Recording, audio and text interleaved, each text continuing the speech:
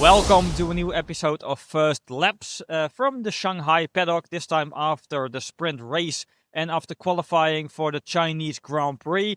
A qualifying session that brought Kimi Antonelli into the record books. Andrea Kimi Antonelli now officially the youngest pole sitter ever in Formula 1.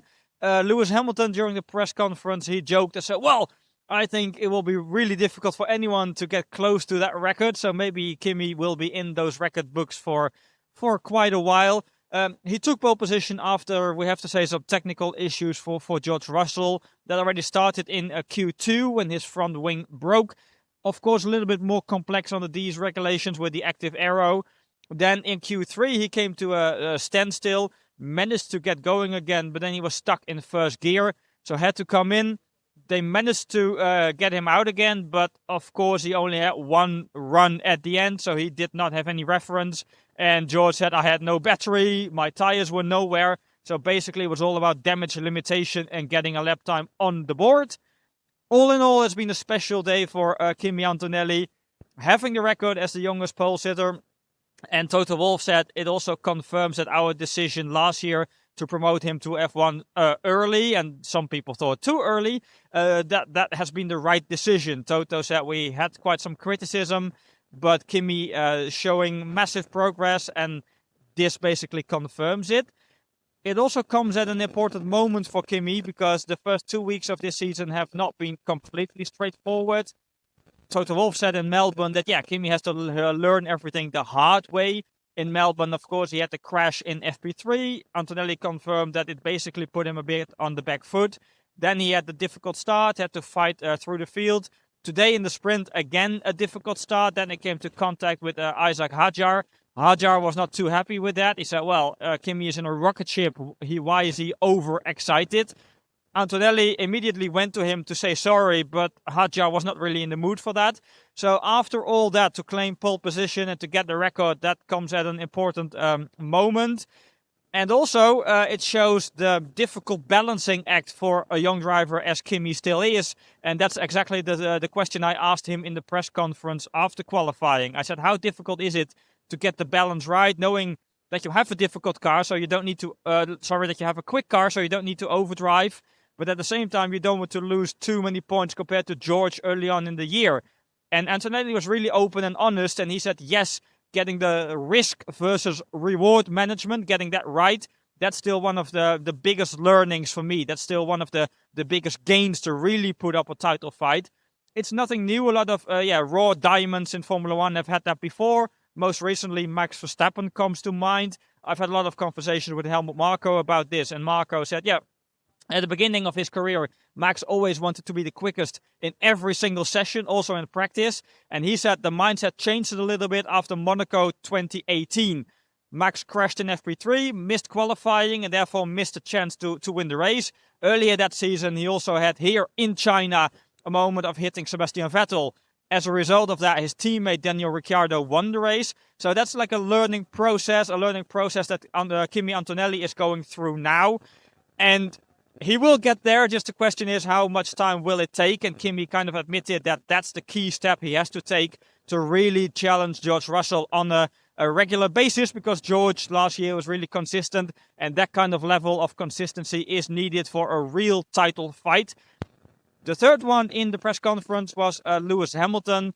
Lewis Hamilton putting his Ferrari on P3 on the grid. Charles Leclerc completing the second row, and we all know Ferrari has the stat advantage with the small turbo, so it's a position they can fight from. Lewis said qualifying was a little bit tricky with the wind, but we managed to get closer to Mercedes. But he immediately said we take that with a pinch of salt, because he was not too sure whether Mercedes actually showed everything in qualifying or not. He was joking. Maybe they didn't use the mode they have, and that kind of, he referred to it as a party mode. Then Norris was asked about that and said, well, we don't have a party mode. Mercedes power teams don't have a party mode at all, so nothing like that. The general pattern is that Ferrari is a little bit closer in race pace than it's in qualifying pace. I asked Lewis about it, and he said, well, yeah, partly that's true.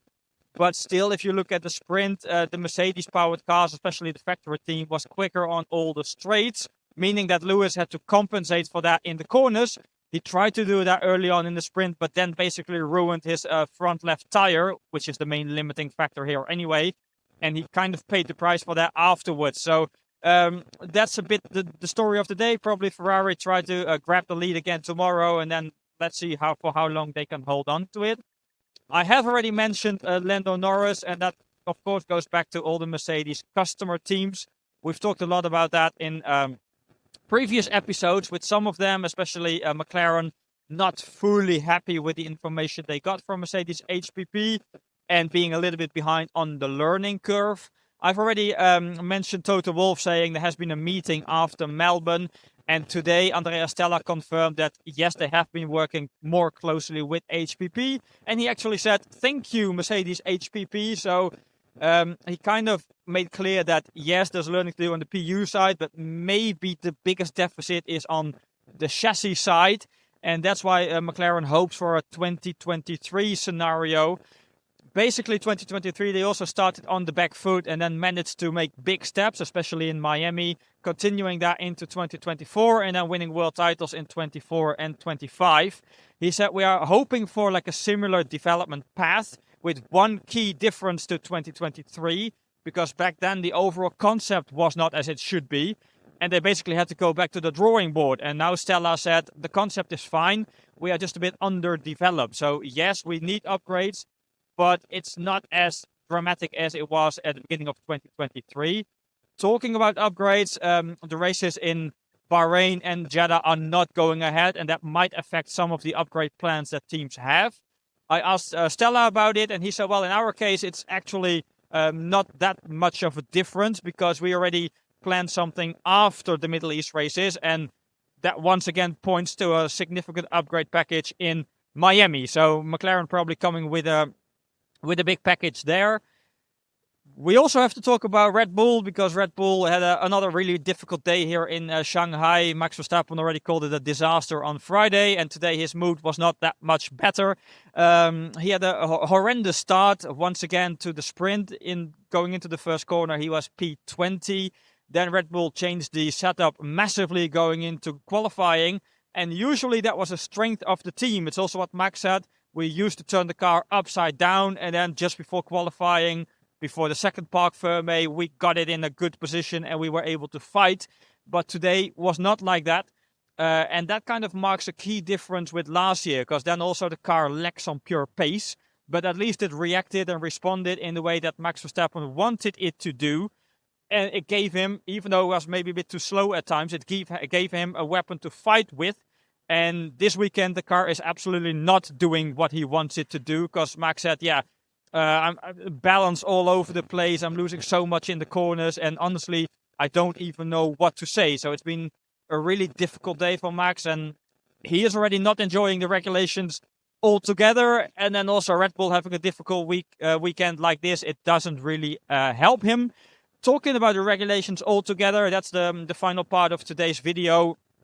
That today basically confirmed the trend that we saw from Melbourne, and that's called yo-yo racing in the paddock. So the first couple of laps of every single race basically have that yo-yo effect. So a lot of overtakes, or at least changing positions. Maybe are not overtakes as they should be in Formula 1. But anyway, yo-yo racing then is basically waiting for Mercedes to break free. And once they succeed, they can use their pace advantage, and then the race kind of settles down. George Russell said it's true. I don't know if that's part of everyone still learning about these racks, or if yo-yo racing is here to stay. The funny bit is, George Russell said, if you look at today's sprint, it was actually quite entertaining. So even the die-hard fans that didn't like it 1 week ago, maybe they are not as negative this weekend. Well, that remains to be seen. If you've got your opinions on it, please drop them in the comments. Also, we will see what it brings tomorrow for the main Grand Prix. After that, we will be back with a new episode of First Laps. So for now, thanks a lot for watching and hope to see you again tomorrow.